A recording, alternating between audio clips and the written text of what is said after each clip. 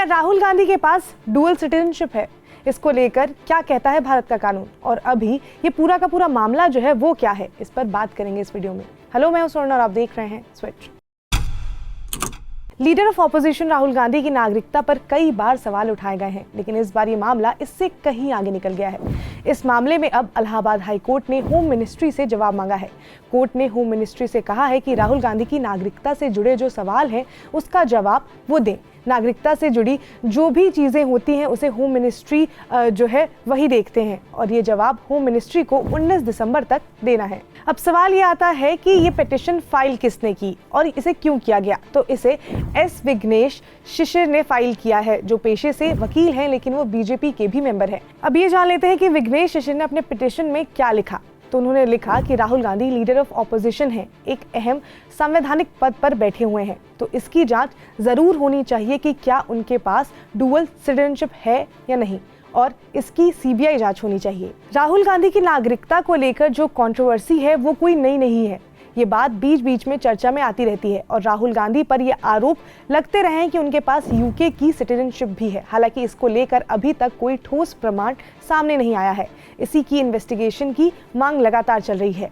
ये इसलिए भी जरूरी है क्योंकि Rahul Gandhi member of parliament हैं और देश के कानून के हिसाब से अगर किसी व्यक्ति के पास दो देशों की नागरिकता है तो वो व्यक्ति जो है वो मेंबर ऑफ पार्लियामेंट का चुनाव लड़ने के लिए एलिजिबल ही नहीं होता है।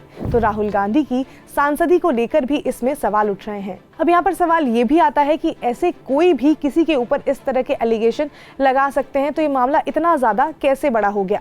तो जो पिटिशनर हैं उन्होंने बताया है कि एक व्यक्ति ने इस संबंध में यूके गवर्नमेंट से सवाल किया जिसका जवाब उन्हें मिला, और पिटिशनर ने बताया है कि वो डॉक्यूमेंट जो है वो काफ़ी ज़्यादा कॉन्फिडेंशियल है, लेकिन उन्होंने बोला है कि वो डॉक्यूमेंट कई सवाल खड़े करता है और इसकी जाँच ज़रूर होनी चाहिए। हालांकि यूके इससे रिलेटेड डेटा ऐसे शेयर नहीं कर सकता है क्योंकि ये किसी का पर्सनल डेटा है, और UK journal data protection regulation के तहत डेटा प्रोटेक्शन एक्ट 2018 आता है, जिसमें जब तक राहुल गांधी नहीं चाहेंगे कि ये डेटा पब्लिक हो तब तक ये पब्लिक नहीं हो सकता है। और इसी कंफ्यूजन को दूर करने के लिए कोर्ट ने गृह मंत्रालय को आदेश दिया है कि वो इस मामले से जुड़े जो भी डॉक्यूमेंट्स हैं या जो भी सवाल उठ रहे हैं उनका जवाब दें और डॉक्यूमेंट्स पेश करें। हालांकि ऐसा पहली बार नहीं हुआ है जब राहुल गांधी की नागरिकता पर सवाल उठे हों।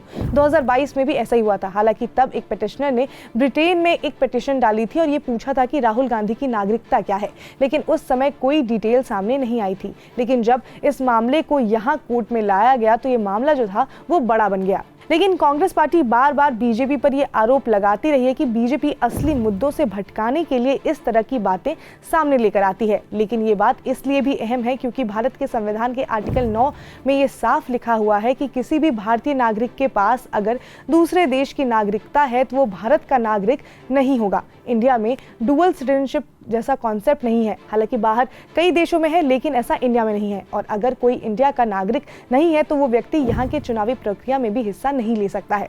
तो इसी वजह से बीजेपी इस मुद्दे को इतना ज़्यादा उठा रही है। अब देखना ये होगा कि इसमें आगे क्या होता है। खैर, इससे जुड़े जो भी अपडेट आएंगे हम आप तक पहुँचाते रहेंगे। आप जुड़े रहिए स्विच के साथ। इसके साथ ही अगर आपको वीडियो इन्फॉर्मेटिव लगी हो तो लाइक करें, शेयर करें, सब्सक्राइब करें स्विच को।